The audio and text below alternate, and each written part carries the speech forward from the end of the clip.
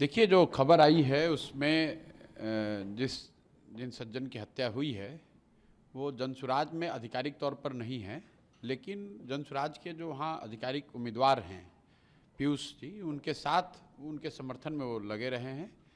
और ये दिखाता है कि कहीं न कहीं बिहार में जिस जंगल राज की बात होती थी, जो बाहर लोग सुनते थे कि चुनाव के दौरान बड़े पैमाने पर हिंसा होती है, वो कहीं न कहीं उसी को दर्शाता है।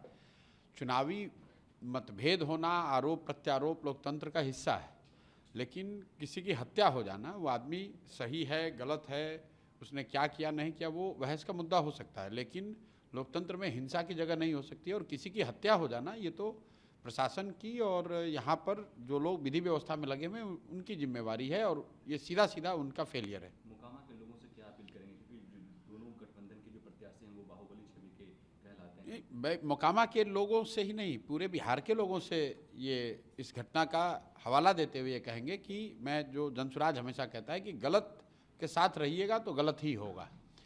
बाहुबली किसी जाति का हो, किसी समाज का हो, आपके गांव का हो, आपके विचारधारा का हो, जो गलत है वो गलत है।